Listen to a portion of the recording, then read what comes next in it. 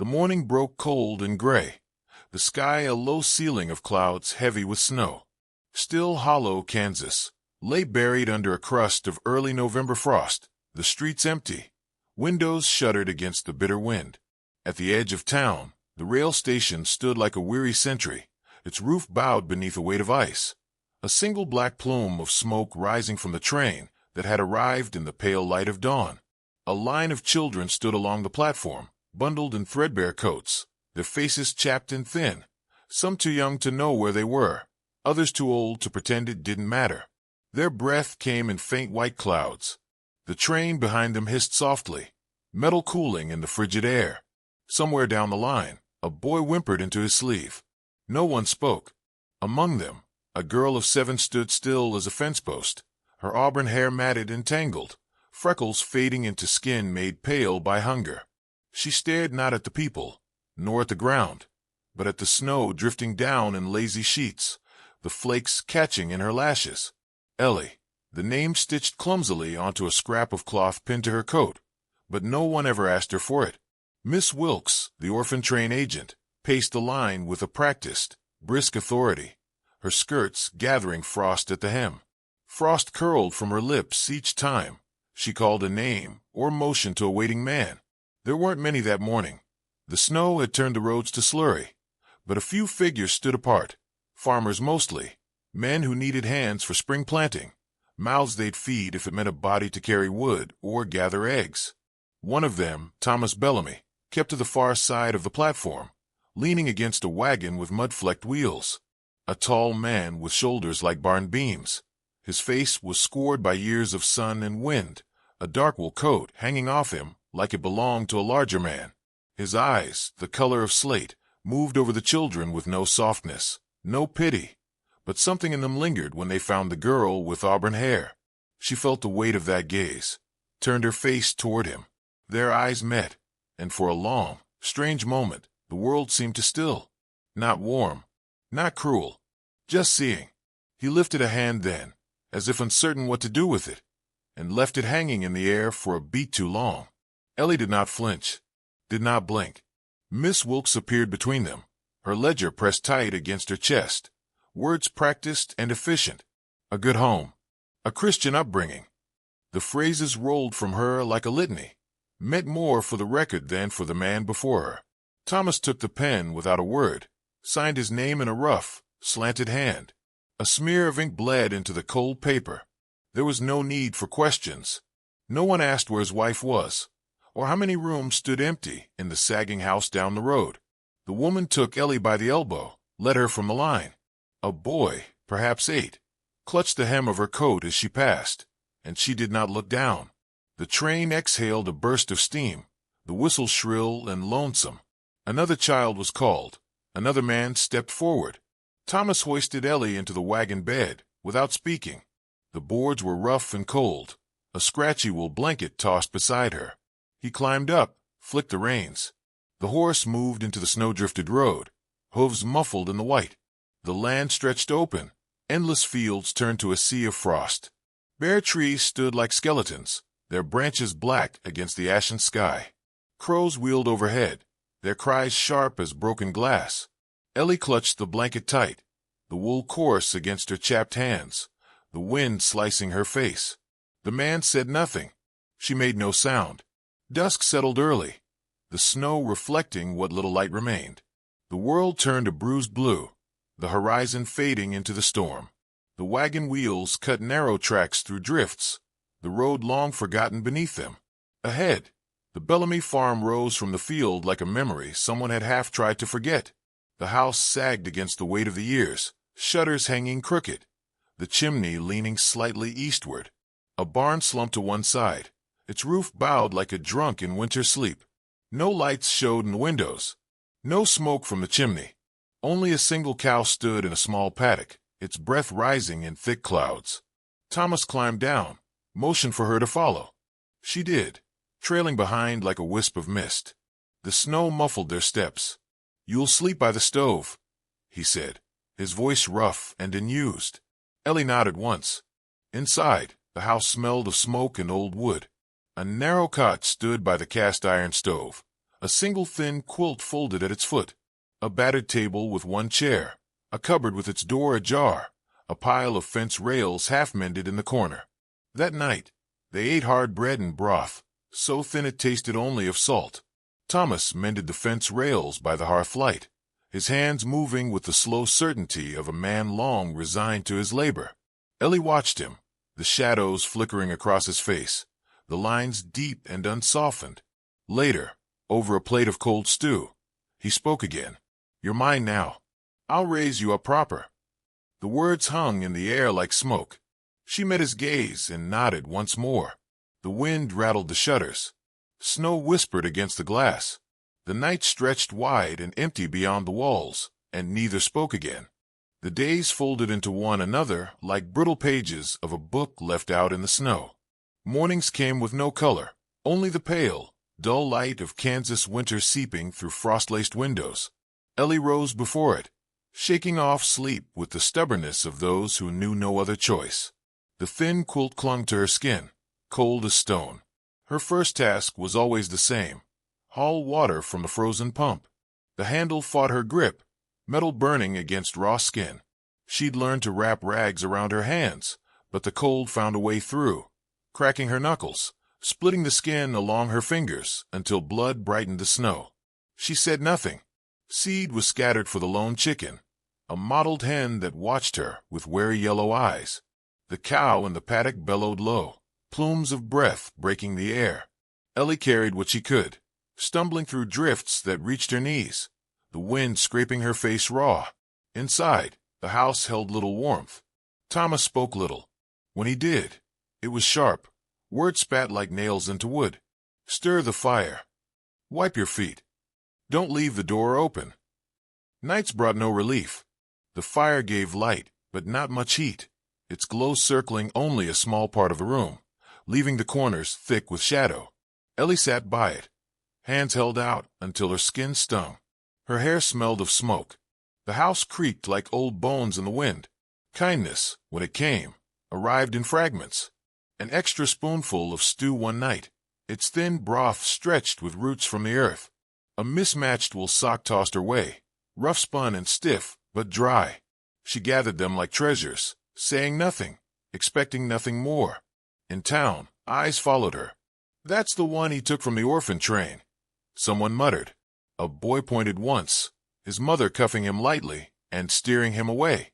In the mercantile, the air thick with flour dust and the scent of lamp oil, a woman with gray hair leaned down and pressed a boiled sweet into Ellie's palm.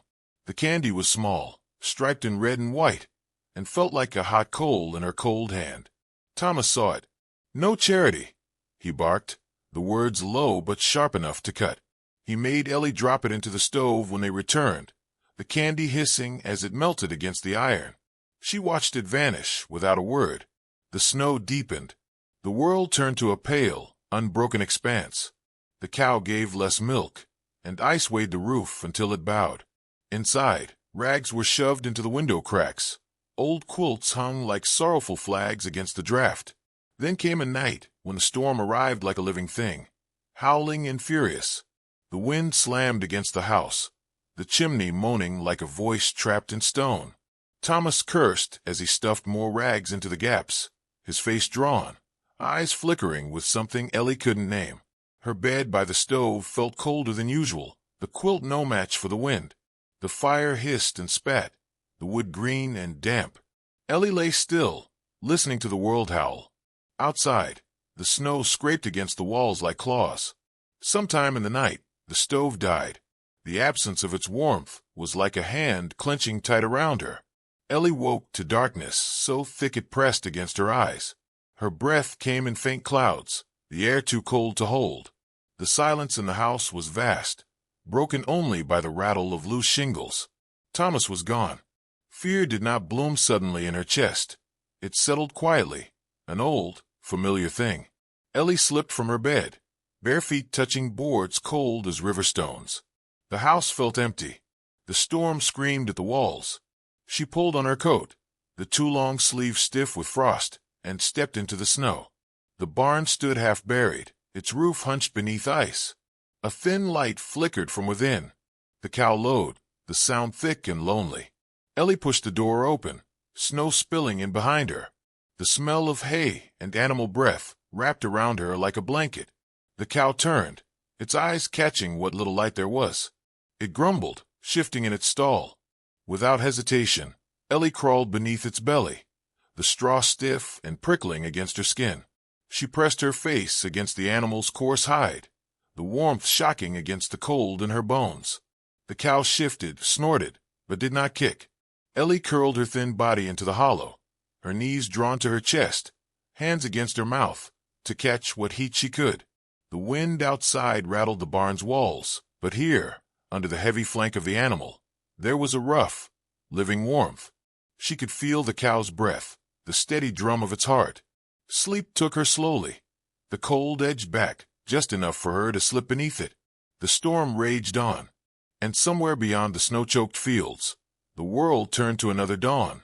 Morning came as a pale smear against a ceiling of heavy clouds. Snow still fell, soft and ceaseless, blurring the fence lines, smoothing the fields into an endless white plain. The world made no sound but the groan of the wind and the faint, steady lowing of the cow.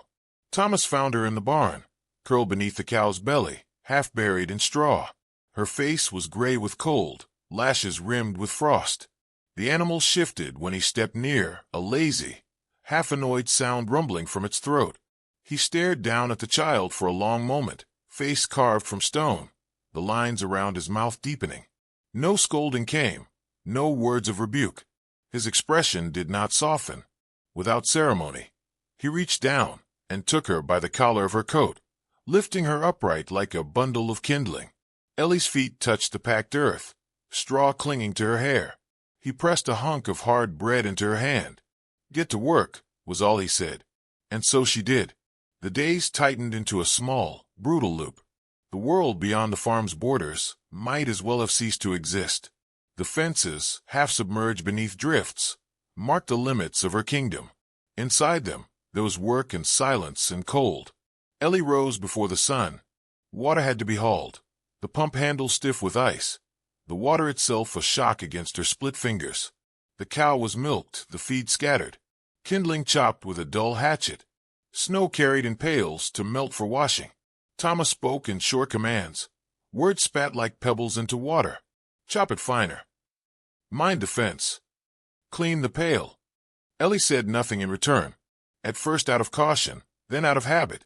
In time, the words withered in her throat, unspoken for so long she forgot the feel of them.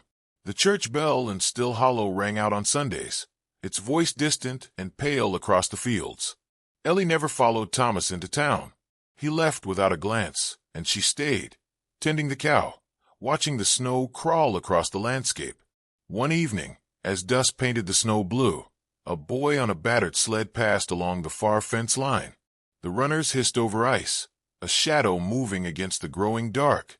It was Caleb Finch, the neighbor's son, taller than most boys his age, with wheat-colored hair and a face both sharp and wary.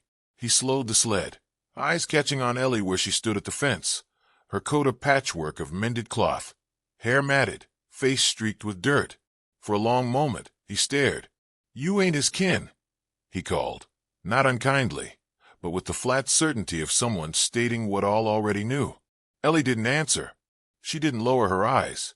Caleb reached into his pocket and tossed something small over the fence, a lump of taffy, wrapped in thin paper.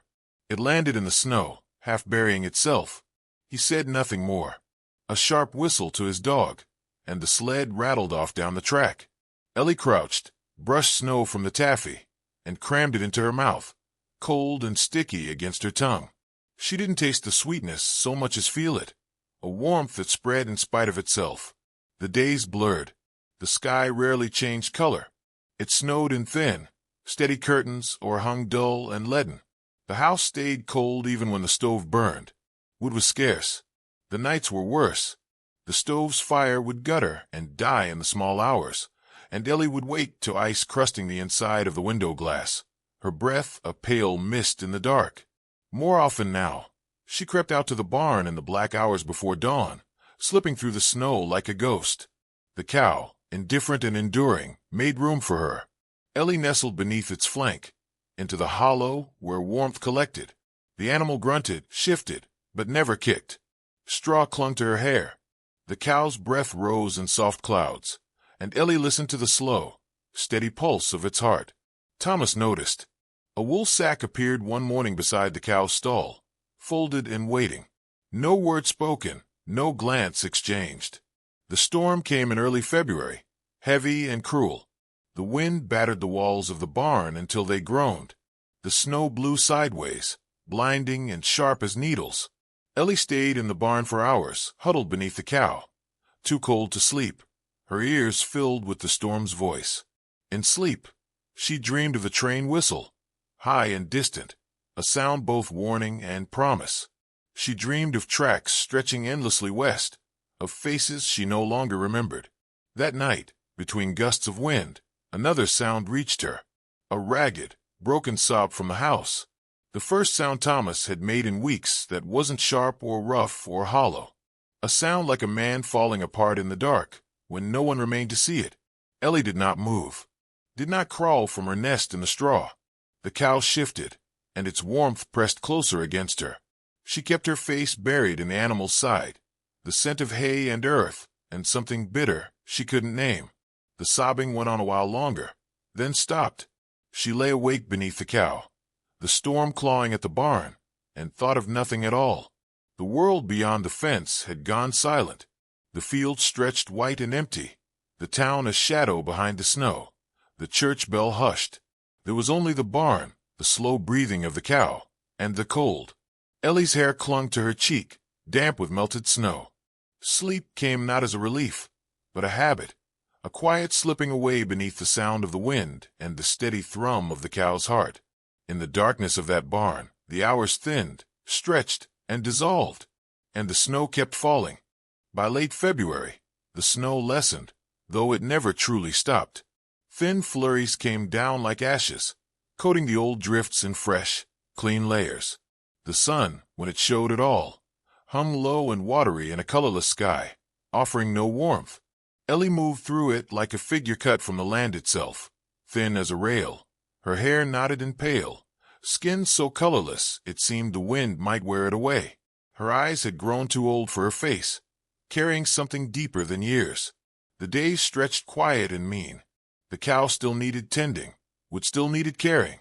The stove still needed feeding, though it spat more smoke than heat now. Ellie did the work with the same steady, voiceless resolve. The world offered no different course. Then came the cough. It started sharp, then deep into a rattle, low in Thomas's chest. He spat blood into a rag by evening, though he made no complaint. His face turned gray, the deep lines drawn deeper still, sweat clinging to his brow in the cold. The doctor arrived 2 days later, an old man who smelled of pipe tobacco and camphor, his coat damp at the hem. He didn't take off his hat as he entered the house. Ellie watched from the corner as he listened to Thomas's chest, the wheeze like a saw through wet wood. "Pneumonia," the doctor muttered, eyes catching on Ellie for a brief, unreadable moment. "He won't see spring." No prayers were offered, no medicine beyond a bottle of rye left on the table. Payment would come when it came. The doctor tipped his hat and left, his buggy wheels creaking into the snow. Ellie carried on, watered the cow, split wood, brought snow to melt for drinking. The fire burned low, but she kept it alive. The house, for all its emptiness, seemed to press down heavier than before. One evening, as dusk sank over the farm, Thomas called her to his bedside. His voice, rough as gravel, could barely rise from his throat. His hand shook as he reached for her, his skin rough as barnwood and twice as weathered. Ellie stood still a moment before stepping close. He tried to speak. The words caught, broke, a sound like something too heavy to lift. She took his hand. Thin fingers against thick, splintered ones. There was a glance, not warm, not pleading. Something else. A recognition, perhaps. Or regret. Or nothing. Then the last breath rattled out of him, a shudder that barely stirred the air. Ellie sat beside him until the stove burned down to ash. By dawn, Thomas Bellamy was dead. The church bell rang, a single, somber toll rolling across the empty fields. No one came for Ellie. Caleb Finch's mother arrived once, a week after. She left a small pot of soup on the doorstep without knocking, its steam curling into the cold. Ellie carried it inside and ate it, spooning it from the tin until it was gone. She washed the pot, left it by the fence. The snow began to recede in late March. Thin brown earth showed in patches where the sun reached long enough. The fences emerged like broken bones from beneath the drifts. The wind warmed, but the house stayed cold. The town forgot. Names blurred. Orphans came and went. On a gray morning, Ellie walked to the rail yard. The ground was thick with mud where the snow had given up. The tracks gleamed dully, stretching out into nowhere. A train arrived, whistle sharp in the still air. New children stepped down, the same thin faces, the same eyes that searched but never settled. They stood in a line on the platform, stiff-backed and silent, the chill biting at their bare ankles. Ellie stood by the fence, half-hidden, watching. A girl, no older than Ellie had been that first day, looked up, hair pale and brittle, face hollowed by hunger. Their eyes met across the empty yard. A glance. The train hissed. Snowflakes fell. Neither spoke. The girl was called forward. A man waited beside a wagon, his shape blurring at the edges in the snow. Ellie turned and walked away. The road back to the Bellamy farm was half mud, half ice. The cow lowed softly in the distance, a familiar, weary sound. The house waited, dark, cold, slumped against the land. She stepped inside. The stove cold, the room heavy with the weight of what had once been and what would not come again. Outside, the wind shifted. Snow fell in lazy spirals. The story ended.